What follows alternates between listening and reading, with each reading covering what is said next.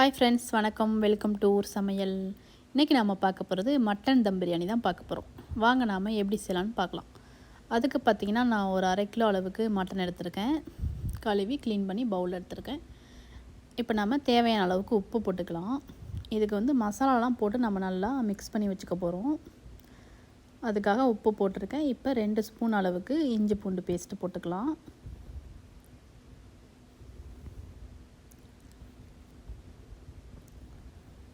கூடவே பார்த்திங்கன்னா ஒரு 3 ஸ்பூன் அளவுக்கு கொத்தமல்லி தூள், தனியா பொடி, அடுத்ததாக காரத்துக்கு ஏற்ற மாதிரி மிளகாத்தூள், அப்புறம் 2 ஸ்பூன் அளவுக்கு பிரியாணி மசாலா, மஞ்சத்தூள், ஒரு 1/4 ஸ்பூன் போல், 1 ஸ்பூன் போல் மிளகுத்தூளும் போட்டிருக்கேன். கூடவே ஒரு 3 ஸ்பூன் அளவுக்கு தயிர் போட்டுக்க போகிறோம். புளிக்காத தயிராக பார்த்துக்கோங்க. அடுத்ததாக காரத்துக்கு ஏற்ற மாதிரி பச்சை மிளகாய், கொத்தமல்லி, கருவேப்பிலை, புதினா இது எல்லாமே போட்டிருக்கேன். போட்டு நம்ம நல்லா மிக்ஸ் பண்ணி வச்சுக்கலாம். இந்த பிரியாணி மசாலா பார்த்திங்கன்னா நான் ஆல்ரெடி நம்ம சேனலில் போட்டிருக்கேன். மட்டன் சீரக சம்பா மட்டன் பிரியாணி அப்படின்னு ஒரு ரெசிபி போட்டிருக்கேன். உங்களுக்கு இந்த மசாலா வேணுன்னா அதில் போய் பார்த்து செக் பண்ணிக்கோங்க. நான் இப்போ அந்த பிரியாணி மசாலா தான் இந்த மிக்ஸுக்கும் போட்டிருக்கேன். இப்போ பார்த்திங்கன்னா நல்லா இப்போ மிக்ஸ் பண்ணி வச்சுக்க போகிறோம்.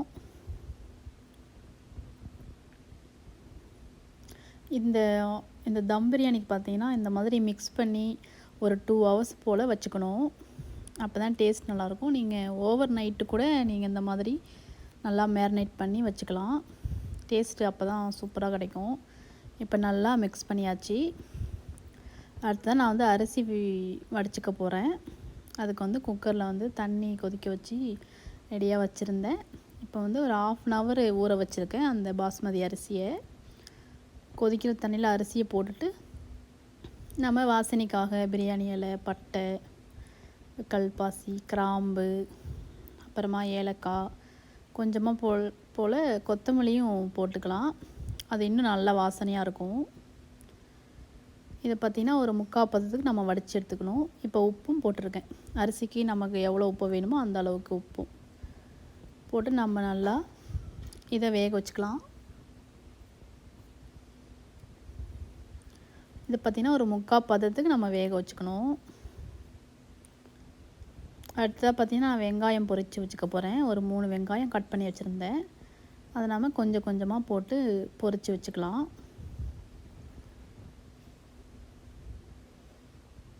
இந்த பிரியாணிக்கு பார்த்திங்கன்னா இந்த வெங்காயம் பொரித்து போட்டு தான் டேஸ்ட் நல்லாயிருக்கும்.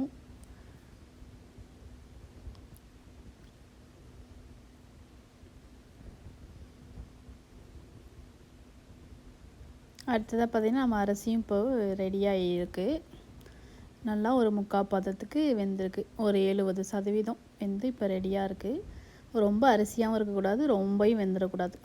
அந்த பதத்துக்கு நம்ம இப்போ வடிச்சுக்க போகிறோம். நம்ம வடிச்சிட்டு கொஞ்சமாக அப்படியே உதிரியாக நல்லா ஆற வச்சுக்கலாம்.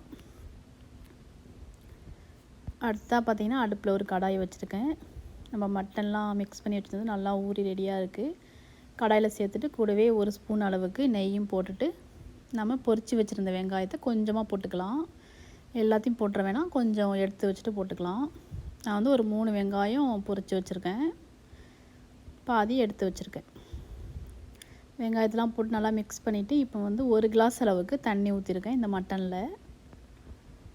இது நம்ம நல்லா மிக்ஸ் பண்ணிவிட்டு ஒரு 40 நிமிஷம் போல் நம்ம நல்லா வேக வச்சுக்கணும்.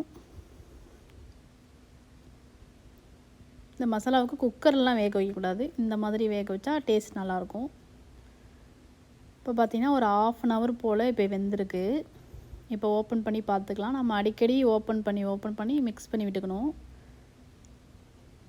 கொஞ்சம் நல்லா வெந்திருக்கு. இன்னும் கொஞ்சம் நேரம் கூட வேகணும். நம்ம ஒரு மிக்ஸ் கொடுத்துட்டு நம்ம மூடி வச்சுக்க போகிறோம்.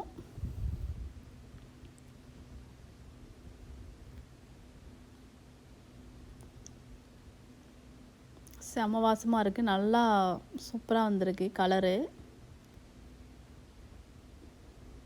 இப்போ நம்ம மூடி வச்சு ஒரு 15 நிமிஷம் போல் அப்படியே வச்சுக்கலாம். அதுக்கப்புறம் பார்த்திங்கன்னா இப்போ ஓப்பன் பண்ணி பார்க்கலாம். இப்போ கூட நல்லா அந்த தண்ணிலாம் சுண்டி கொஞ்சம் நல்லாவே எண்ணெய் பிரிஞ்சு வந்திருக்கு. இந்த நேரத்தில் ஒரு லெமன் எடுத்து புழிஞ்சு வச்சுருந்தேன், லெமன் ஜூஸு. அதையும் ஊற்றிட்டு நம்ம நல்லா மிக்ஸ் பண்ணிக்க போகிறோம். இந்த மசாலாலையும் உப்பு கரெக்டாக இருக்கணும். அதுக்கப்புறம் நம்ம ரைஸ் வடித்தோம்ல, அதுலேயும் உப்பு கொஞ்சம் கரெக்டாக இருக்கணும். ரொம்ப அதிகமாக போயிடாமல் கரெக்டாக இருந்துச்சுன்னா ரெண்டுக்கும் மிக்ஸ் பண்ணி சாப்பிடும்போது கரெக்டாக இருக்கும். இப்போ நல்லா கொஞ்சம் நேரம் மிக்ஸ் பண்ணிவிட்டேன். ஒரு 5 நிமிஷம் போல் நல்லா கொதிக்க வச்சுக்க போகிறேன். இன்னும் கொஞ்சம் நேரம் கூட எண்ணெய் பிரிஞ்சு வந்தால் நல்லாயிருக்கும். இப்போ பார்த்திங்கன்னா எண்ணெய் பிரிஞ்சு வந்துருச்சு. நம்ம ரைஸ் எல்லாம் போட்டுக்க போகிறோம். நான் வந்து நல்லா கனமான பாத்திரமாக எடுத்துருக்கேன். இந்த கடாய் நல்லா கனமாக இருக்குது. அது மாதிரி எடுத்துக்கோங்க. அப்போ தான் நமக்கு அடி பிடிக்காமல் வரும். இப்போ ஒரு லேயர் போல் ரைஸ் போட்டாச்சு. அடுத்ததாக பார்த்திங்கன்னா குங்குமப்பூ தண்ணி என்கிட்ட இல்லை. குங்குமப்பூ இல்லாததுனால நான் என்ன பண்ணியிருக்கேன்னா, ஒரு 1/2 கப்பு பால் நல்லா சூடு பண்ணிவிட்டு ஒரு 1/2 ஸ்பூன் போல் மஞ்சத்தூள் போட்டு நல்லா மிக்ஸ் பண்ணி இந்த மாதிரி ஊற்றுறேன். ஏன்னா அந்த ரைஸ் வந்து அந்த எல்லோ கலராக இருந்தால் நல்லாயிருக்கும். உங்கள்கிட்ட குங்குமப்பூ இருந்தால் கூட நீங்கள் பாலில் கலந்துட்டு இந்த மாதிரி போட்டுக்கலாம். அடுத்ததாக அந்த மஞ்சத்தூள் பால் ஊற்றிட்டு நம்ம பொரித்து வச்சுருந்த வெங்காயம், கொத்தமல்லி அதெல்லாம் போட்டிருக்கேன். அடுத்த லேயரும் ரைஸ் வச்சுக்கிறேன். புதினா போட்டால் நல்லாயிருக்கும். என்கிட்ட புதினா இல்லை இப்போது. அதுக்காக வெறும் கொத்தமல்லி மட்டும் போட்டிருக்கேன். இதே மாதிரி நம்ம அந்த மஞ்சத்தூள் பால் ஊற்றிட்டு சேம் அதே மாதிரி தான் வெங்காயம், கொத்தமல்லிலாம் போட்டுக்கலாம். இது நம்ம எல்லாமே போட்டுட்டு நம்ம நல்லா மூடி வச்சு தம் வைக்க போகிறோம். ஒரு 1/2 அன் ஹவர் சிம்மில் வச்சு நம்ம அப்படியே வச்சுக்கலாம்.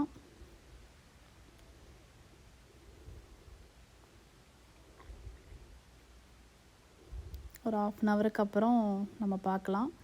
அடுத்ததாக பார்த்திங்கன்னா இடையிலே நான் ரைத்தா செய்யலாம் அப்படின்ட்டு வெங்காயம், கேரட்டு, அப்புறம் ஆப்பிள், வெள்ளரிக்காய் எல்லாமே பொடியாக கட் பண்ணி போட்டிருக்கேன்.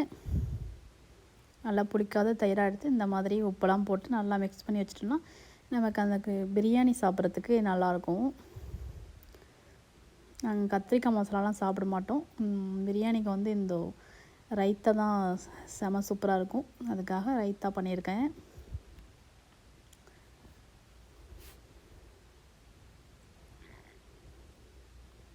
நல்லா இப்போ மிக்ஸ் பண்ணியாச்சு. ரைத்தாவும் ரெடி. அடுத்ததான் நான் வந்து பால் பாயசம் செஞ்சுருந்தேன்.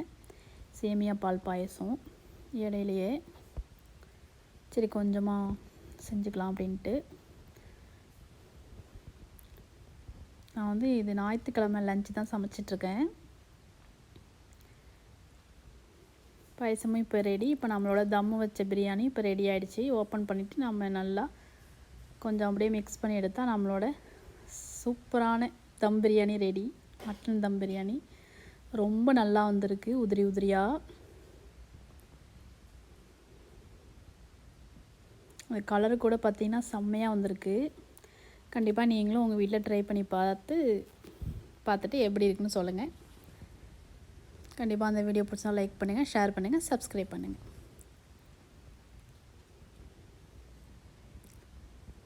இப்போ பிளேட்டில் எடுத்து வச்சிடலாம்.